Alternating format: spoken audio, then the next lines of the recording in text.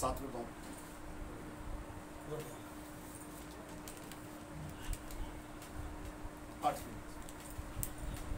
मगर गुनाह ने मौका पाकर हुक्म के जरिए से मुझ में हर तरह का लालच पैदा कर दिया कि शरीयत के बगैर गुनाह मुर्दा है। एक ज़माने में शरीयत के बगैर मैं ज़िंदा था, मगर जब हुक्म आया तो गुनाह ज़िंदा हो गया और मैं मर गया। और जिस हुक्म का मंशा ज़िंदगी था वही मेरे हक में मौत का बायस बन गया। उसी के ज़रिए से मुझे मार भी डाला। बस शरीयत पाक है और हुक्म भी पाक और रास्त और अच्छा है। इस हवाले से गुफ्तगू हुई कि शरीयत जो है वो कहाँ तक कामयाब हुई हमें हमारी अपनी अमली ज़िंदगी के हवाले से कि हम उस पर पूरा अमल करते हैं। तो शरीयत जो है वो हिदायत है, रहनुमाई है, लेकिन शरीयत जहाँ ज़िंदगी का उस पर अमल करने के सबब से ज़िंदगी का ऐलान कर रही है, वही वो हमारे लिए मौत के फतवे का एहतमाम करते हैं, क्योंकि हम कहीं ना कहीं गुनाह करते हैं। तो यहाँ से ये मालूम होता है, यानी शरीयत का जो एक रोल हमारे सामने आता है वो अगरचे इसमें हमारी कमज़ोरी है,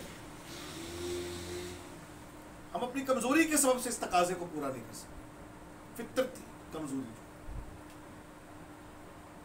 लेकिन इसका मतलब हर किसी ये नहीं कि शरीयत का कोई इसमें कसूर है।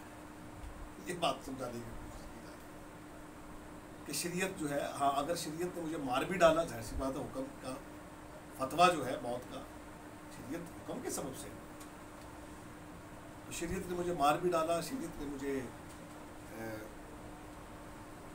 हुक्म पाकर हर तरह का लालच भी पैदा कर दिया, मौत का फतवा भी मुझ पर आ गया, मैं कमज़ोर साबित हुआ। तो ये इंसानी फितरत की कमज़ोरी है, इसमें शरीयत की कमज़ोरी नहीं है। इसीलिए पौलुस रसूल ये कह रहा है कि बस शरीयत पाक है और हुक्म भी पाक और रास्त और अच्छा है,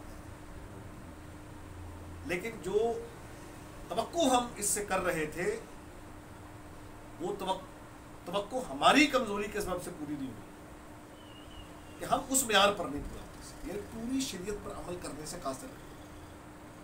बजाय ये हमारे लिए ज़िंदगी बनती, मौत बनती, हमारा जोर बनती है, हमें कमज़ोर साबित की है। हाँ, जहाँ ये कमज़ोरियाँ सामने आ रही हैं वहाँ पर एक मुस्बत पहलू ये नज़र आता है कि शरीयत ही निजात दहिंदा की ज़रूरत को जाहिर कर रही है कि हमें निजात देने वाले की ज़रूरत है। हम अमली तौर पर खुद से तो उस गोल को अचीव नहीं कर सके, हदफ को पा नहीं सके हैं, लेकिन यीशु हमारे दरमियान में आकर नुमाइंदा बनकर आ जाता है और वो इन तकाज़ों को अपनी ज़ात में पूरा करता है, और फिर उससे हासिल होने वाला जो एक फैज़ है वो हमसे मंसूब कर लिया जाता है। ये फज़ल, मतलब ये जो बयानात हैं पढ़ने में तो बहुत आसान ही है, पढ़ तो लेते हैं हम, लेकिन उसको समझना बहुत, बस जो चीज़ अच्छी है क्या वो मेरे लिए मौत ठहरी? हर किसी, शरीयत मौत नहीं है, शरीयत तो मौत नहीं है। मेरी कमज़ोरी, मैं अपनी कमज़ोरी के सबब से इसका उदूल करके मौत के फतवे के नीचे आता हूँ, लेकिन इसका मतलब ये नहीं है कि शरीयत कोई ऐसी बेनिफिशियल है, लेकिन हर किसी, बल्कि गुनाह ने अच्छी चीज़ के ज़रिए से मेरे लिए मौत पैदा करके मुझे मार डाला, ताकि उसका गुनाह होना जाहिर हो और हुक्म के ज़रिए से गुनाह हद से ज़्यादा मकरूह मालूम हो। क्योंकि हम जानते हैं कि शरीयत तो रूहानी है, मगर मैं जिस्मानी और गुनाह के हाथ बिका हुआ।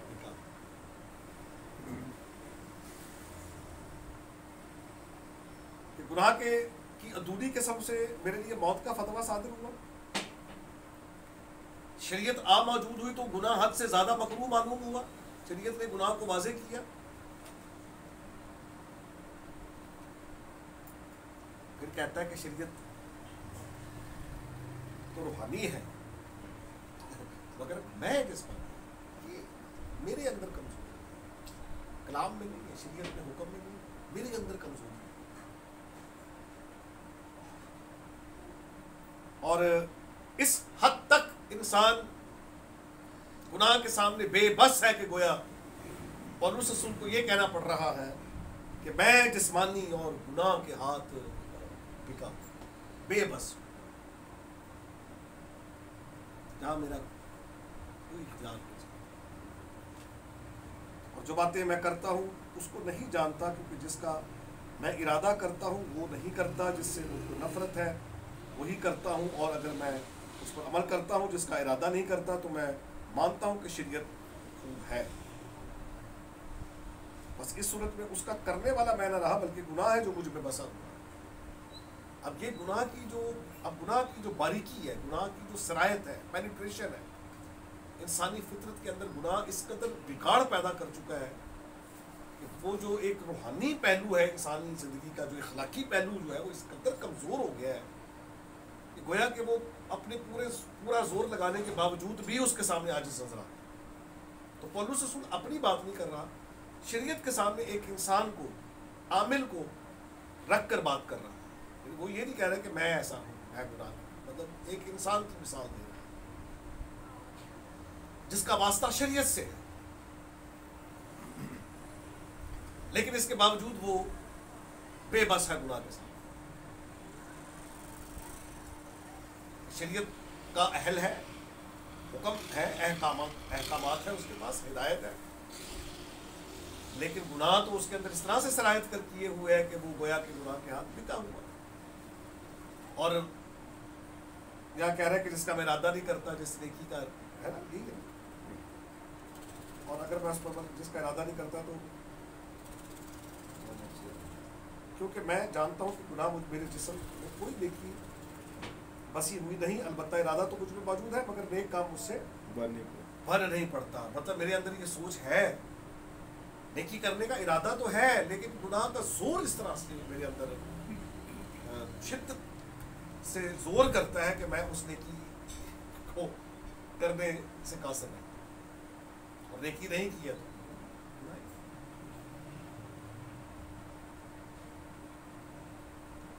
نیکی کا جو ایک ارادہ تو ہے، سوچ تو ہے، بن نہیں پڑتا، ہوتا نہیں، یہ انسانی کمزوری۔ اور کہتا ہے کہ چنانچہ جس نیکی کا ارادہ کرتا ہوں تو وہ نہیں کرتا، مگر جس بدی کا ارادہ نہیں کرتا اسے کر لیتا ہوں۔ یہ ہے انسان کی حالت، نیکی اور بدی کے درمیان اس کا جو ایک وہ امبیلنس ہے، غیر متوازن، کوئی ٹھکانا نہیں ہے۔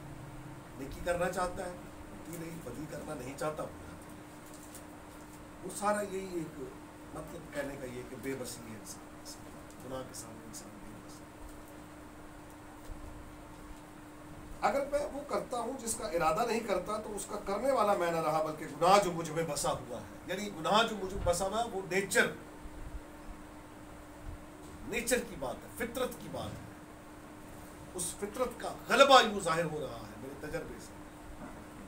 یہ تجربہ یہ نا، نیکی کرنا چاہتا ہوں نہیں ہوتی، بدی کرنا نہیں چاہتا ہو جاتی ہے۔ تجربہ بتا رہا ہے کہ میں گناہ کے ہاتھ بکا ہوا ہوں اور گناہ مجھ میں بسا ہوا ہے، یعنی اس کی فطرت جو ہے، انسانی فطرت کا بیان ہے، گناہ مجھ میں بسا ہوا ہے، فطرت میں بگاڑ جو ہے وہ قائم ہو چکا ہے۔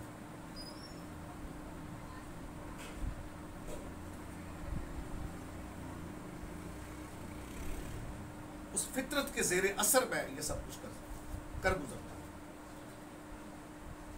شریعت پاتا ہوں کہ جب نیکی کا ارادہ کرتا ہوں تو بدی میرے پاس موجود ہوتی ہے۔ وہی باتیں بار بار دوسرے پیرا، کیونکہ باطنی انسانیت کی روح سے تو میں خدا کی شریعت کو بہت پسند کرتا ہوں، مگر مجھ میں اپنے اعضاء میں ایک اور طرح کی شریعت نظر آتی ہے جو میری عقل کی شریعت سے لڑ کر مجھے اس گناہ کی شریعت کی قید میں لے آتی ہے، جو میرے اعضاء میں موجود ہے. ہائے میں کیسا کم وقت آدمی ہوں, اس موت کے بدن سے مجھے کون چھڑائے. اپنے خداوند یسوع مسیح کے وسیلے سے خدا کا شکر کرتا ہوں. غرض میں خود اپنی عقل سے تو خدا کی شریعت کا, مگر جسم سے گناہ کی شریعت کا محکوم.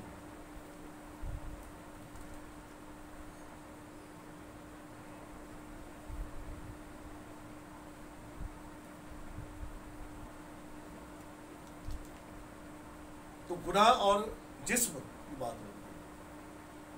انسان کے اندر ہی نیکی کرنے کا ارادہ بھی موجود ہے, بدی نہ کرنے کا ارادہ بھی موجود ہے, جذبہ بھی موجود ہے.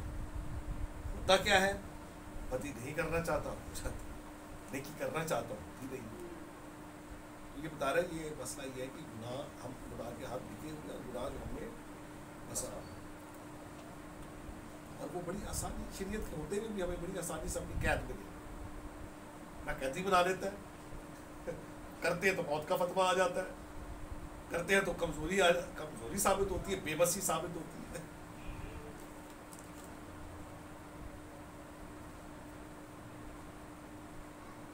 شکر گزاری ہے کہ عقل سے تو خدا کی شریعت کا مطلب میرا جو مثبت جو رویہ, مثبت جو ایک پہلو ہے زندگی کا, اس میں تو میں شریعت کا, مگر جسم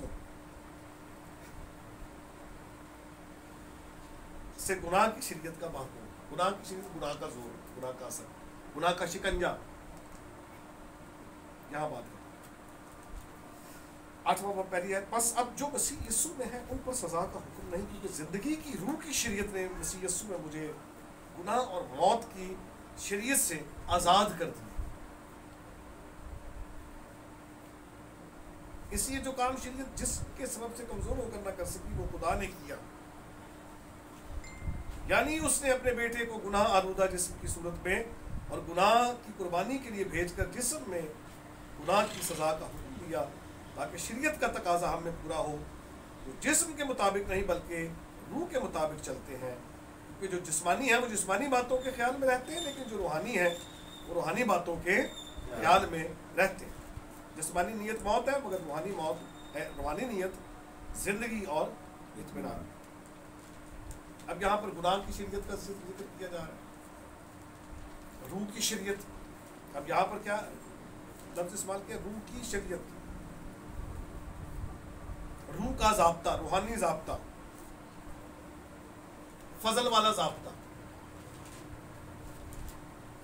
اس نے کیا کیا کہ یسوع مسیح میں مجھے فضل والے ضابطے نے آزاد کیا. اس لیے کہ جو کام شریعت جسم کے سبب سے کمزور ہوگا, شریعت اور جسم, شریعت اور میں, میری ذات کمزور ہو کر نہ کر سکی, وہ خدا نے. اور اتنی خوبصورت آیت ہے کہ جو کام انسانوں سے نہیں ہو سکتا وہ خدا کا. یعنی اس گناہ پر غالب آنے کا جو گناہ کا جو سد باب ہے, ہماری جسٹیفیکیشن کا جو سد باب ہے, وہ ہمارے عمل نے, ہماری کوشش, ہماری نیکی, ہمارے اعمال نے نہیں کیا, بلکہ خدا نے کیا. یہ ہے فضل, جس کی بدولت ہمیں زندگی جیسی نعمت حاصل ہے. اور بیچ میں قربانی کا بھی ذکر, کفارے کا ذکر. خدا نے یہ کام کیا. اس کا جو سد باب, گناہ سے چھٹکارے کا جو کام ہے, یہ یسوع مسیح کے وسیلے سے اور اس کی ادا کی گئی قربانی کے وسیلے سے ممکن ہوا. کفارہ. اور خداوند یسوع مسیح کو وہ اپنے اوپر سب کچھ لینا پڑا. کمزوریاں, ہماری کمزوریاں لینی, گناہ, ہماری مشقتیں, ہمارے غم, وہ سب کچھ اس نے اپنے اوپر برداشت کیا. ہمارے عوضی ہو کر ہمیں اپنی راست بازی ہم سے منسوخ کی اس نے, تاکہ ہم زندگی کے مستحق ہو سکیں, زندگی میں داخل ہو سکیں. ہمیں جسٹیفائی کیا اس نے. تاکہ ہم ہمیشہ کی زندگی یا خدا کی بادشاہی میں داخل ہو سکیں. تو اب چونکہ فضل ہماری موجود ہوا ہے، فضل کی روح کا بھی ذکر آپ پڑھیں گے. فضل جو ہے وہ کیا کرتا ہے؟ اب ہمیں آزاد کرتا ہے. کس چیز سے آزاد کرتا ہے؟ گناہ کی فطرت. اب یوحنا کا وہ جو حوالہ ہے کہ جس میں خدا کا تخم بنا رہتا ہے وہ گناہ کر ہی نہیں سکتا. پھر ہم کیا ہوتا ہے سینکٹیفیکیشن میں کیا ہوتا ہے؟ ہر روز بروز ہم خدا کی صورت پر ڈھلتے ہیں. ایک وہ عام انسان جس کے شریعت کے جس کو سامنا ہے، لیکن جب فضل موجود ہوتا ہے تو وہ فضل خدا کا روح، خدا یسوع، اس کا کفارہ، یہ تمام تر چیزیں مل کر ہمیں کیا کرتی ہیں؟ ہمیں قوت، طاقت اور یہ توفیق دیتی ہے کہ ہم گناہ سے باز رہیں اور گناہ پر غالب رہیں. وہ فطرت پھر ہمارے اندر کمزور ہوتی چلی جاتی ہے. گناہ کا زور ختم ہوتا چلا جاتا ہے، راست بازی کا زور بڑھتا چلا جاتا ہے. جس طرح گناہ ہمارا وتیرہ بنتا ہے، اس طرح راست بازی ہمارا وتیرہ بنتا ہے. کہ جب ہم گناہ میں گرے تو ہمیں محسوس ہو کہ ہم نے کچھ کیا، لیکن اس سے پہلے نہیں پتہ لگتا کہ کیا کچھ کیا. توبہ اور توبہ کے بغیر انسان کیا ہے؟ یعنی ایک شخص جو پانی کے اندر ہے، من و من پانی اس کے اوپر ہے، وزن ہے اس کو وہ پانی کا، لیکن اسے محسوس نہیں ہوتا. اب پانی کے اندر چلے جائے تو پانی اوپر ہے لیکن وہ محسوس نہیں. ہاں اب جب آپ پانی سے باہر آ جاتے ہیں تو پھر آپ کو، جب آپ پانی وزن بالٹی اٹھاتے ہیں، اس پانی سے بھری ہوئی بالٹی جب اٹھائیں گے تو آپ کو اس کا وزن محسوس ہوگا. یہ ہے ایک تبدیلی جس میں ہم گناہ کو فیل کرتے ہیں. احساس گناہ ہمارے اندر پیدا ہوتا ہے، ہمارا ضمیر روشن ہوتا ہے. روح القدس کی قوت اور قدرت کے وسیلے سے ہماری نیچر میں ایک تبدیلی آتی ہے، ہمیں زور ملتا ہے. اور لکھا ہے جس میں خدا کا تخم سے مراد نیچر ہے. تخم جو لفظ استعمال ہوا ہے وہ نیچر ہے، خدا کی نیچر. خدا کی نیچر کیا ہے کہ وہ گناہ کر ہی نہیں سکتا.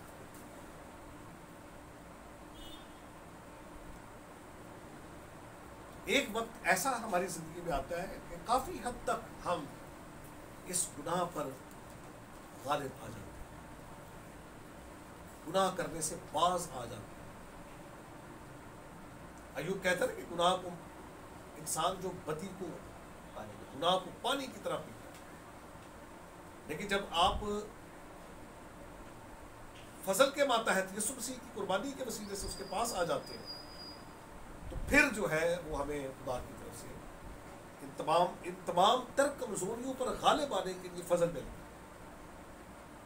اور پھر اس میں خدا کی طرف سے ایک فضل کا اہتمام ہے جس میں معافیت ہمیشہ موجود رہتی ہے. کیونکہ جہاں اگر خون ہمیشہ ہے تو اس سے معافی کے حصول کا راستہ بھی کھلا ہوا ہے. لیکن اگر ہم گناہ کریں، گناہ کا اقرار کریں، اگر کوئی گناہ اپنے گناہ کا اقرار کرے، اگر کوئی گناہ کر دیتا ہے، اگر اس کا اقرار کرتا ہے تو اس کے بیٹے یسوع کا لہو ہمیں ہماری ساری ناراستی سے پاک کرنے میں سچا ہوتا ہے. پھر لکھا ہے کہ اگرچہ تمہارے گناہ کربسی بھی کیوں نہ ہو، ہر چند ارغوانی کیوں نہ ہو، تو برف کی مانند سفید ہو جائے، خون کی مانند. لیکن ہے برگشتہ فرزندوں میرے پاس آؤ، میں تمہاری برگشتگی کا چارہ کروں گا. اگر تمہارے گناہ کربسی بھی ہو تو برف گھٹا کی مانند مٹا دو. اور ان گناہوں کو دھونے کے لیے جو چیز ہے وہ یسوع کا لہو اور خدا کا فضل ہے. یہ عناصر مل کر ہم ایک انسان کو جس کے سامنے صرف شریعت ہے، پھر شریعت کے ساتھ فضل بھی ہمیں حاصل ہو جاتا ہے، خدا کے روح کی مدد ہمیں حاصل ہو جاتی ہے. لکھا میں دوسرا مددگار بھیجوں جو تمہاری مدد کرے. پھر ہمیں توفیق ملتی ہے اور ہم اس طرح سے زندگی بسر نہیں کر رہے ہوتے، پھر ہماری زندگی بدل جاتی ہے. لیکن ہے کہ جی اٹھنے کے سب سے جی اٹھے بپتسمے میں اس کی مشابت میں دفن ہوئے اور جی اٹھے تاکہ ہم نئی زندگی میں چلیں، نئے طور سے زندگی بسر کریں. لیکن پہلے جس طرح چاہتا تھا کوئی گناہ تمہیں گنگے بتوں کے پیچھے لے جاتا تھا، بھاگے چلے جاتے تھے، کچھ پتہ نہیں تھا. گناہ جو آسانی سے ہمیں اچھا لیتا تھا، برائی بدی ہمیں آسانی سے پیچھے لگا. لیکن جب ہماری زندگی بدلی، ہمارا خیال بدلا ہے، ہمارا جذبات بدلے، ہماری راہیں بدلی توبہ میں. توبہ کا مطلب تبدیلی ہے. جب ہمارے اندر ایک انقلاب، تبدیلی کا انقلاب برپا ہوا، تو پھر ہمیں یہ بھی محسوس ہوا کیا اچھا اور کیا برا، کیا کرنا ہے اور کیا نہیں کرنے کا جو ایک اندازہ ہے، احساس ہے، وہ بھی ہمارے اندر بیدار ہوتا اور ہم بدی اور برائی سے دور رہتے. پھر روح کا پھل محبت، خوشی، اطمینان، نیکی، ایمانداری، حلم، پرہیزگاری ہماری ذات زندگی سے ظاہر ہوتا ہے اور یوں مسلسل اس کے ظہور کے سبب سے وہ ہمارا کریکٹر بنتا ہے. یہی کرسچن کریکٹر ہے. پھر ہمارا ٹائٹل بھی بدلتا ہے کہ ہم گنہگار تھے، گناہ کے ہاتھ بکے ہوئے تھے، بے بس تھے، سب کچھ تھا، لیکن اب ہم کیا ہیں؟ یسوع مسیح میں. جو جتنے یسوع مسیح میں ہیں یا کے ہیں، انہوں نے اپنی خواہشوں کو اس کی رغبتوں سے بے سلیب پر. دنیا میرے اعتبار سے، میں دنیا کے اعتبار سے، گناہ کے اعتبار سے مر گیا. یعنی اب وہ جو توبہ میں ایمان، توبہ، دعا، رفاقت، کلام کا مطالعہ، کیونکہ نجات تعمیری کام، نجات تعمیری کام ہے، اور تعمیری کام میں صرف بجری استعمال نہیں ہوتی، صرف سریہ استعمال. تمام تر چیزیں، رفاقت اور کلام کا مطالعہ، دعا، سوچ و بچار، خدا کی روح کا مسا، خدا کی روح کی سکونت، یسوع کا فضل، یہ تمام تر چیزیں مل کر ہمیں ایک ایسے مقام پر لا کر کھڑا کر دیتی ہے جہاں ہم گناہ کے اعتبار سے اپنے آپ کو راست باز دیکھتے ہیں. ہماری زندگی بدلی ہوئی، ہم خود بھی فیل کرتے ہیں، محسوس کرتے ہیں کہ ہم الگ ہیں. مقدسین جب کہا جا رہا ہے تو اس کا مطلب یہی ہے کہ یہ وہ ہیں جو الگ کیے گئے ہیں. کلیسیا کا مطلب ہی پاکیزہ، پاکیزہ لوگ. کلیسیا کا یہ مطلب ہے بلائے ہوئے، پاکیزہ، مقدسین، الگ کیے ہوئے. الگ ہے وہ دنیا سے، انہیں الگ کر دیا گیا. وہ گناہ سے الگ ہو گئے، دنیا سے الگ ہو گئے. اور اب جو زندگی بسر کرتا ہوں خدا کے بیٹے پر ایمان لانے کے سبب سے. اب اس میں آپ کا بلاوا ہے. اگر آپ توبہ کر کے نجات پا گئے، سمجھ آ گئی، اب آپ کا آگے بلاوا ہے خدمت کے حوالے سے کہ آپ کو خدا نے خدمت دی ہے یا نہیں دی، کیا دی ہے. اب آگے آپ نے پھر اس کے حساب سے اپنی زندگی کو، اپنی روحانی زندگی کو بسر کرنا ہے اور اس میں قائم رہنا ہے. دیکھیں نا، جو آخر تک برداشت کرے گا وہی نجات پائے گا. اب جب سب کچھ ہو گیا، اب پھر اس پر قائم رہنا ہے کہ اس پر قائم رہنے ہیں. پھر اس پر قائم رہنے کے بھی جو ایلیمنٹس ہیں وہ ہمیں نظر آتے ہیں. اصولوں سے تعلیم پانا، مٹی توڑنا، دعا میں مشغول رہنا، اپنی روحانی زندگی میں اس اقرار پر قائم رہنا جو ہم نے کسی وقت کیا، بپتسمہ اس کا اظہار ہے، تو اس میں قائم رہنا، گناہ سے دور رہنا، گناہ سے نفرت کرنا، راست بازی سے محبت کرنا، راستی کو سوچنا.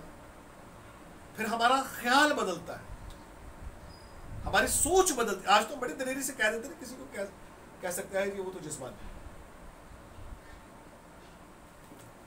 لیکن جسمانی ہونے کا پیمانہ کیا ہے؟ ایک تو یہ کہ اب جسم کے کام تو ظاہر ہی ہے، لالچی، بت پرست، گالی دینے والا، ظالم، یہ وہ سب. لیکن جسمانی اور روحانی ہونے کا جو پیمانہ ہے وہ ہے آپ کی سوچ. آپ سوچتے کیا ہے؟ What is your meditation? آپ کیا سوچ رہے ہیں؟ What you are thinking? کہ میری اٹھتے، بیٹھتے، لیٹتے وقت سوچ کیا ہے؟ وہ طے کرتی ہے آپ کے لیے روحانی اور جسمانی ہونے کے پیمانے. آپ کا عمل کیا، جیسی سوچ ہوگی ویسا عمل. اگر ایک لڑکا ہے، مطلب کوئی بھی بندہ انسان ہے کوئی، وہ اس کی سوچ میں دیکھیں نا، برے خیال دل ہی سے نکل کر وہ جب وہ سوچ بن جاتے ہیں، موٹیو، وہ میرا مقصد بن جائے، اگر کوئی چیز تو خیال میرے دل میں آ گیا تو آگے ارتکاب ہے اس کا. تو جب میری سوچ میں کلام آ جاتا ہے کہ آپ لیٹے ہوئے تو کلام چل رہا ہے، آپ سوئے ہوئے ہیں، آپ کے دل، آپ کسی بھی حالت میں ہیں، آپ کا ایک جو تار ہے وہ خدا کے کلام سے جڑا ہوا ہے، اور آپ کے ذہن کے اندر کلام چل رہا ہے، میڈیٹیشن. اور اس میڈیٹیشن میں جو چیز کھل رہی ہے، اس کلام کی جو سمجھ، انڈرسٹینڈنگ آپ کو ہو رہی، اس سے پھر آپ کو ایک اطمینان بھی حاصل ہو رہا ہے، ایک لذت ہے اس کی، اس کا ایک مزہ ہے، اس کا ایک ٹیسٹ ہے. کلام کا مزہ لے چکے، ٹھیک ہے نا، کلام کا مزہ لے چکے. یا اس طرح سے ماحول ہے آئندہ جہاد کی چیزوں کا کلام کا مزہ لے چکے، اگر وہ برگشتہ ہو جائے تو. سوچ سوچ جو ہے یہ بڑا ڈپینڈ کرتی ہے. سوچ ایک بندہ، وہ عورت کی سوچ بھی پڑھا رہے ہیں، جوان آدمی، دیکھا نا کہ جوان آدمی کی روش جو ہے وہ مرد کی روش جوان عورت کے ساتھ، سانپ کی راہ چٹان پہ، باز کی راہ ہوا پہ. تو رغبت ہے نا، یہ رغبت ہے، جسم کے سب سے رغبت. رغبت ایک سوچ ہے، سوچ سے رغبت، سوچ کے بعد پھر آگے تیاری، پھر وہی برا. میں یہ سمجھتا ہوں کہ روحانی زندگی میں سب سے بڑی بات جو ہے وہ ہماری سوچ ہے کہ ہم سوچتے کیا ہیں. میں یہی سوچتا رہتا ہوں، یار انہیں میرے گل کر دیتی ہے، میں بدلا لینا چھڑنا، وہ سوچ آ کر میرے اندر بسی ہوئی ہے. میں اسی ہاں سوچ آتی ہے تو پھر اس کو نگلیکٹ کرے، اس کو رد کرے، ریجیکٹ کرے اس کو، اور پورا زور لگائیں کہ آپ کی سوچ کلام کے مطابق. اگر کوئی سوچ آ جاتی ہے تو اس کے لیے آپ کے پاس کلام. اب یہی نمونہ ہے نا بیابان، یہودیہ کے بیابان میں مسیح یسوع کے وسیلے سے جو ہمارے سامنے نمونہ، وہ کیا چیز ہے؟ خیال آ رہا ہے لیکن مسیح اس کو رد کر، خیال برائی کا خیال آ رہا ہے لیکن مسیح نے اس کو رد کیا. کیسے؟ کلام کی وسیلے سے. کیونکہ مسیح فرما رہے ہیں لکھا ہے، تو وہ جو لکھا ہوا جب ہمارے اندر نقش رہے گا، ہماری سوچوں میں رہے گا، تو پھر وہی آپ لیکن روح کی تلوار جو خدا کا کلام ہے وہ لے لو. جو روحانی ہتھیار ہے ان کے اندر اینڈنگ جو ہے اس کی وہ کیا ہے؟ روح کی تلوار جو خدا کا کلام ہے وہ لے لو، تاکہ تم ابلیس کے منصوبوں کے مقابلے میں قائم رہ سکو اور اس کے تمام جلتے ہوئے تیروں کو بجھا سکو. تیر آیا، نیگیٹو خیال آیا، اس کے مقابلے میں پازیٹیو کلام پیش کرو، ختم. سگریٹ پینے کی خواہش آئی ہے دل میں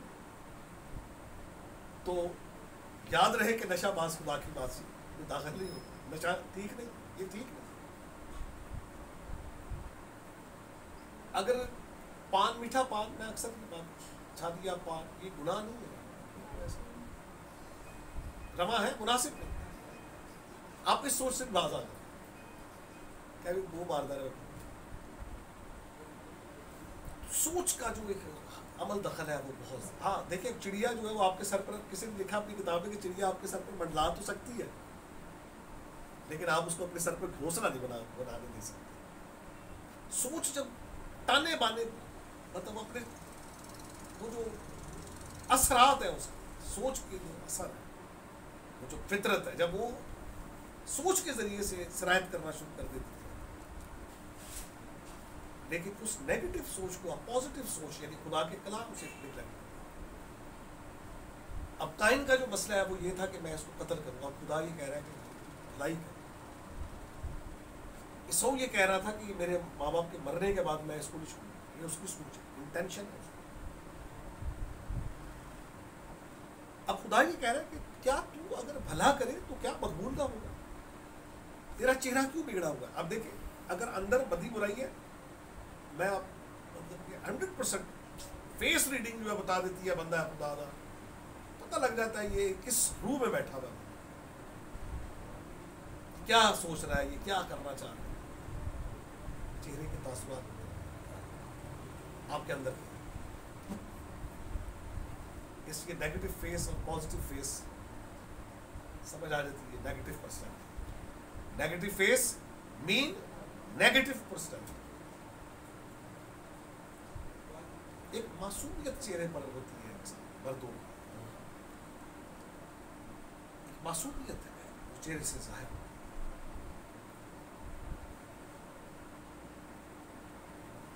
انسان کا چہرہ جو ہے اس کی باطنی حالت کو ظاہر کر دیتا ہے، اس کے خیالات کو ظاہر کرتا ہے.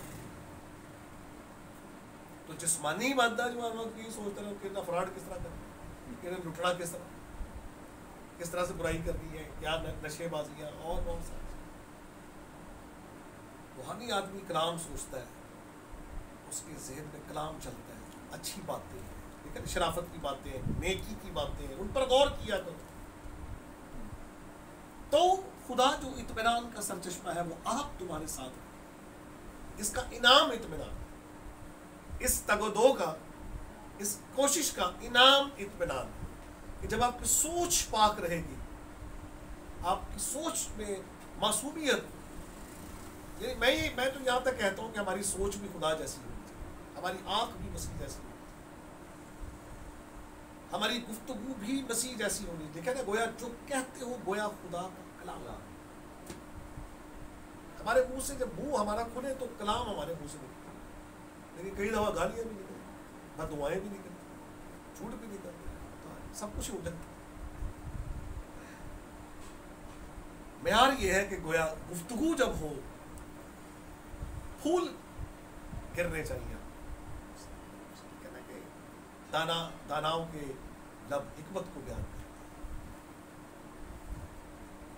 تمہارا کلام ایسا پرفضل اور رنگین، نرم زبان ہندی کو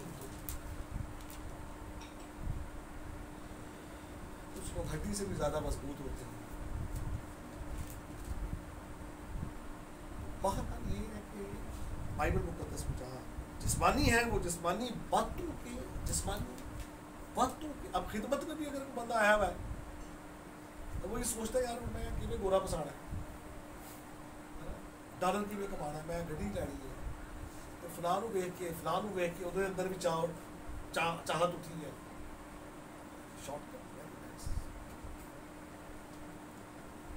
عزت بھی، شہرت بھی، دولت.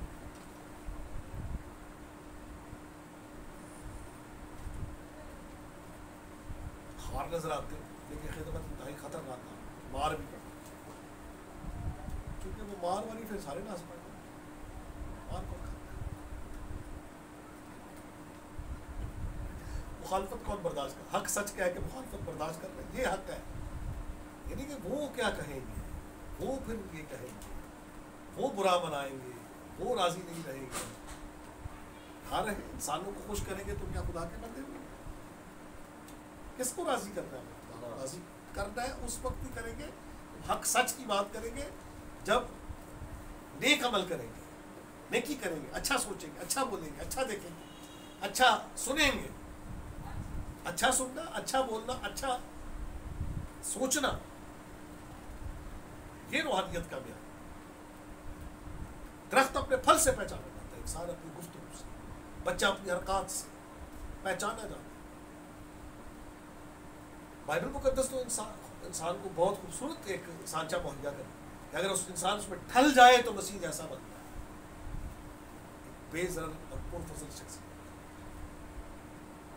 حلیم، فروتنی، حلیمی، عاجزی، نیکی، بھلائی، ایثار، قربانی، دوسروں کے لیے جینے کا جذبہ. اپنے لیے تو سبھی مسیح کی جو ساری زندگی ہے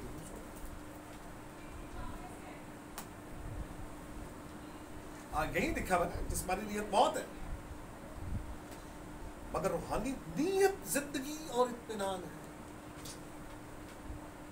اب کئی دفعہ یہ ہوتا ہے کہ نجات کون پائے گا، سوال ہے نجات کون پائے گا. مجھے جو سمجھ میں آتی ہے بات وہ یہ ہے کہ خدا آپ کی انٹینشن، نیت دیکھتے ہیں کہ وہ اچھی نیت ہے یا بری نیت. کچھ کر بھی گیا بندہ غلط، نیت کیا ہے. خدا دل پر نگاہ کرتا، نیت پر. کہتے ہیں تو اس کی شاعری سنو دیکھتا ہے، لیکن میں نیک نیت انسان یسوع مسیح کے کفارے پر ایمان رکھنے والا نیک نیت بھی ہو.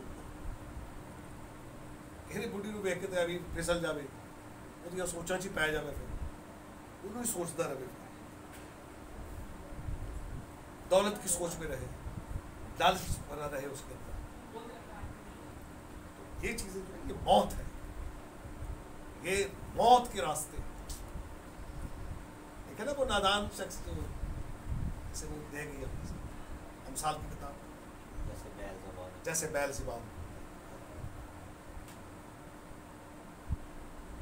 کسی کی جسمانی نیت خدا کی دشمنی ہے، کیونکہ نہ تو خدا کی شریعت کے تابع ہے نہ ہو سکتی. بدنیتی سے خدا کا کوئی واسطہ نہیں، بدنیتی راست بازی نہیں ہے، بدنیتی جو ہے وہ دشمنی ہے، دشمنی.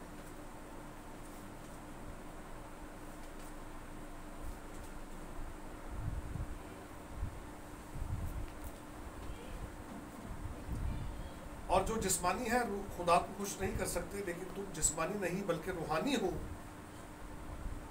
بشرطے کہ خدا کا روح تم میں بسا ہوا ہو.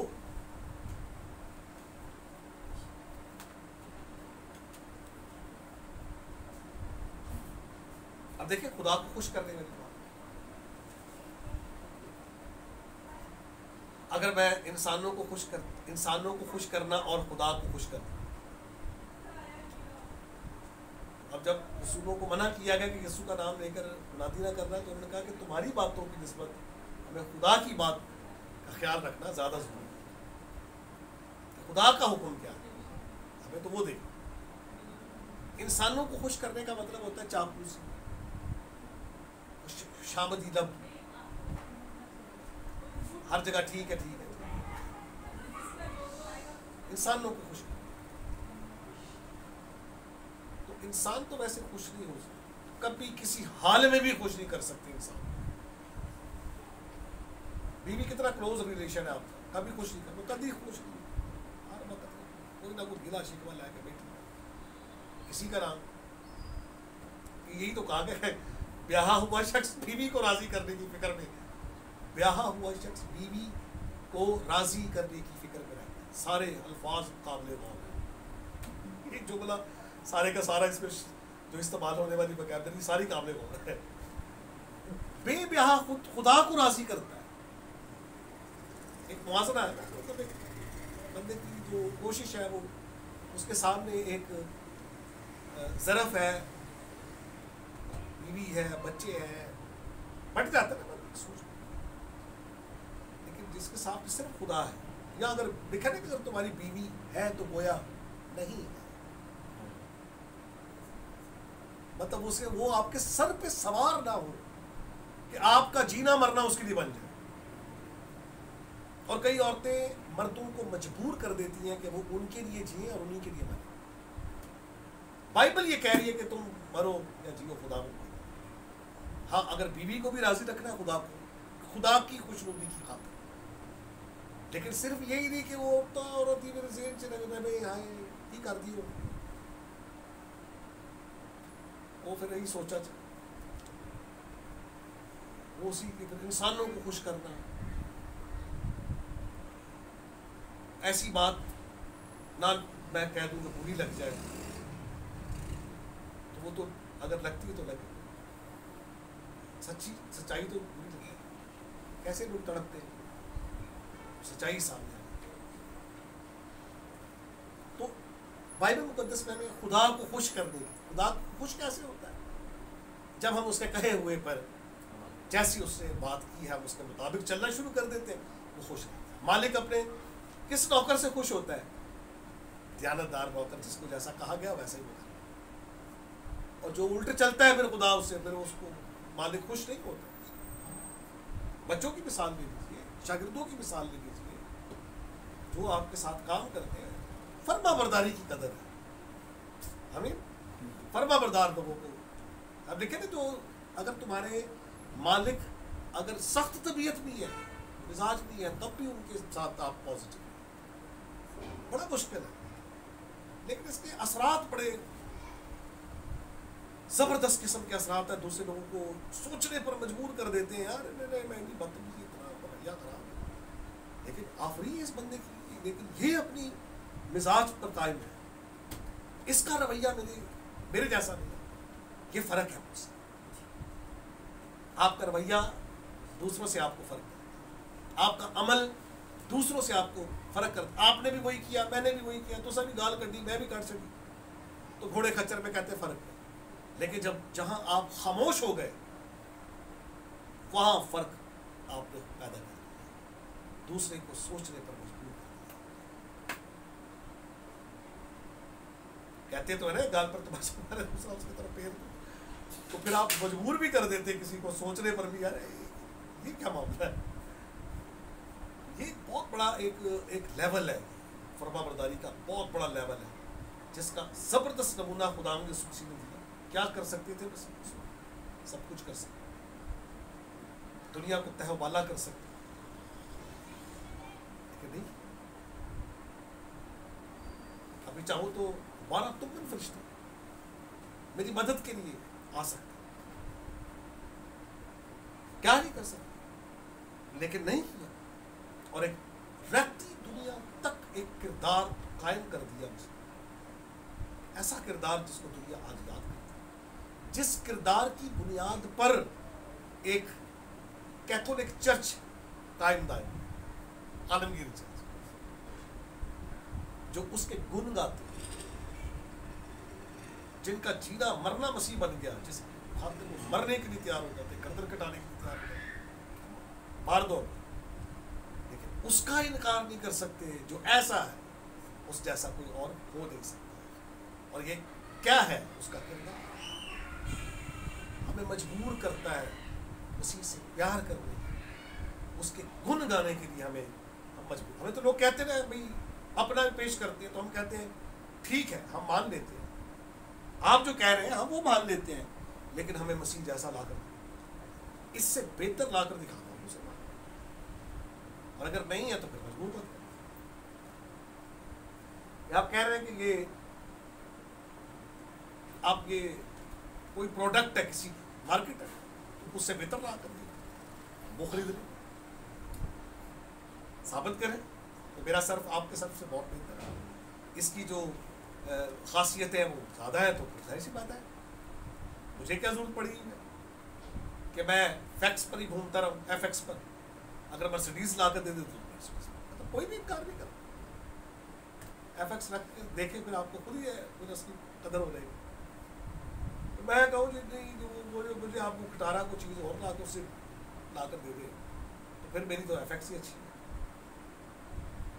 یا تو مجھے بی ایم ڈبلیو لا کر دے، شخصیت لا کر دے جو مسیح سے آگے کی بات ہو، جس کی گفتگو آگے ہو، اس سے زیادہ ہو. اور مفکرین یہ کہتے ہیں خداوند یسوع مسیح کی پرسنالٹی ماؤنٹ ایورسٹ کی سی، اس سے بلند چوٹی کوئی اور دنیا، اس سے بلند شخصیت کسی اور دنیا. اس کی تعلیم 14ویں کا چاند ہے، مکمل تعلیم ہے. 14ویں کا چاند کبھی آگے نہیں جاتا، پیچھے آتا ہے، کھٹ تو سکتا ہے، پڑھ نہیں سکتا، اس سے آگے کی بات کوئی لا نہیں سکتا.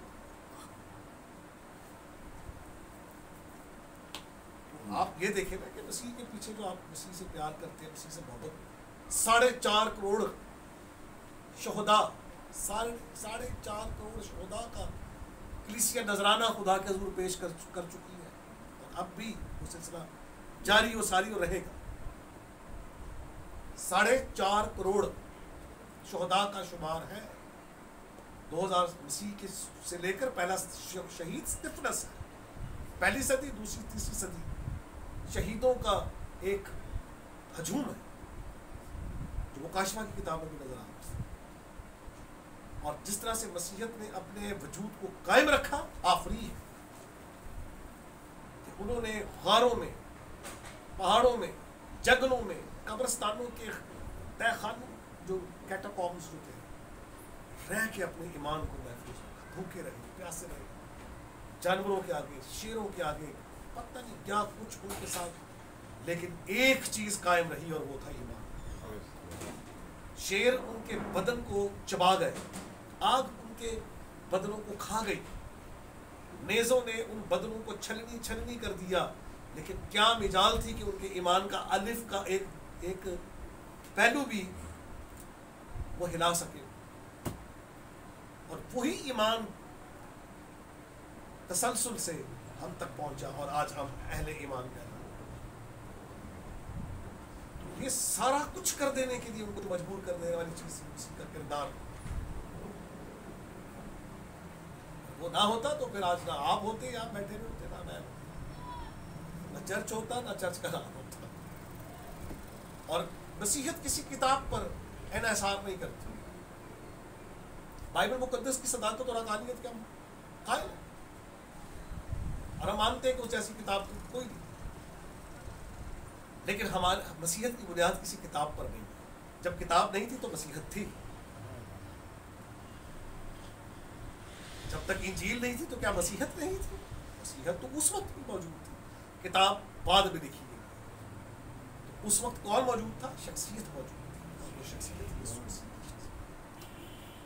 کرسچینٹی فاؤنڈ کرتے, اس کی جو کرسچینٹی جو بیس کرتی ہے, اس کی جو بیس ہے وہ پرسنالٹی ہے, اور وہ پرسنالٹی صاحب کردار پرسنالٹی ہے یسوع مسیح. اس کی ذات پر سٹینڈ کرتی ہے, پتھر پر سٹینڈ کرتی ہے, چٹان پر سٹینڈ کرتی ہے, جس پر موت اور عالم ارواح کے دروازے غالب نہیں.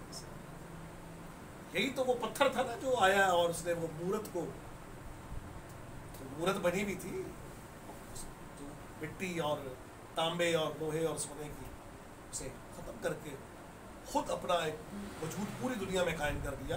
یہ کنگڈم آف گاڈ ہے, جس کا حوالہ یوحنا بپتسمہ دینے والے نے کہا توبہ کرو کیونکہ آسمان کی بات سے.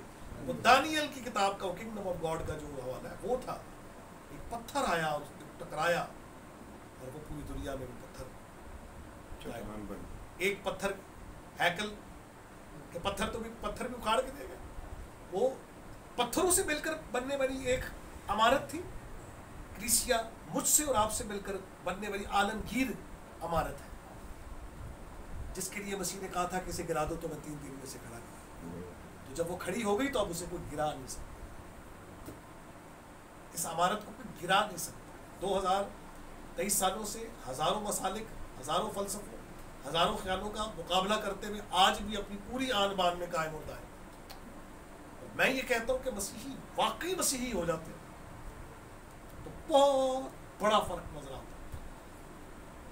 پاکستان کی جو کلیسیا ہے, کاش کہ یہاں بڑی ذات والوں میں منادی ہوتی, پڑھے لکھے لوگوں میں منادی ہوتی. پاکستان کی کلیسیا کا نقشہ ہی کچھ, انہوں نے اپنی بس وہ کش مکش میں وہ کیا لفظ استعمال کر, مطلب وہ کٹھے کر لیے لوگ جو نہ تیر میں نہ تیرا, وہ بجائے مسیح کے جلال کے مسیح کی بےزتی کے سبب.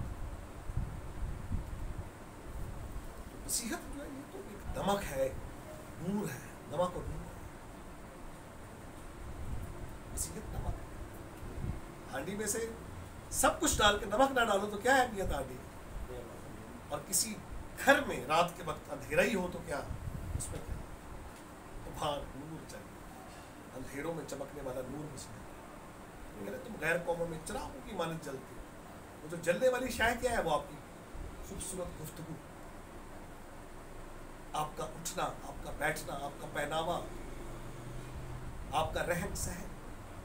پورا ساری دنیا صاف کر کے آ جاتے اپنا گھر پہ اللہ جانا رہے. آپ کا رہن سہن, آپ کا پہناوا, یہ ساری چیزیں کاؤنٹ کرتی ہے آپ کی پہچان, آئیڈینٹی کی یہ کون لوگ ہیں.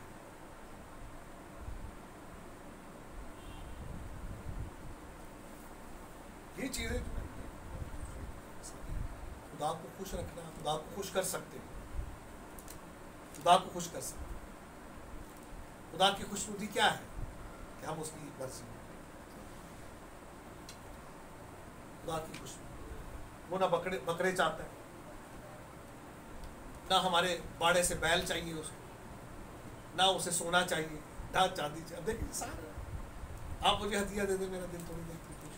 آپ اچھا کھانا کھا لیں، اچھا لباس پہن لیں، شادی پہ چلے گئے، منگنی پہ چلے گئے، سالگرہ پہ، ماحول اثر انداز ہوتا ہے، خوشی مہیا کرتا ہے. لیکن جب وہ ماحول ختم تو آپ کو خوشی نہیں. آپ نے مجھے خوش رکھا، ایک دن لڑائی ہو گئی، جھگڑا ہو گیا، میں ناخوش ہو گیا، ناراض ہو گیا. خدا ایسا نہیں. خدا کو ہم خوش کر سکتے ہیں، انسانوں کو نہیں کر سکتے. تو خدا کو خوش کرنے کی تعلیم ہم نے بائبل سے پائی ہے کہ ہم اس کی فرما برداری کریں، جو کچھ اس نے کہا ہے ہم اس پر عمل کریں، اچھی زندگی بسر کریں، انسانوں کے کام آئیں، بے ضرر رہیں، عاجز رہیں، اپنی ایک لائف کو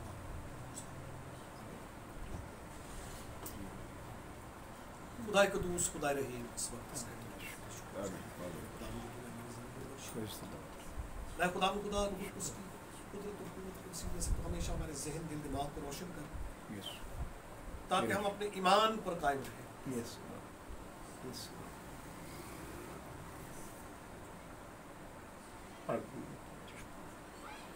یہ ایمان اے خدا و تمہارا کام، ہم ایک دوسرے کے لیے محبت کے جذبے سے سرشار ہیں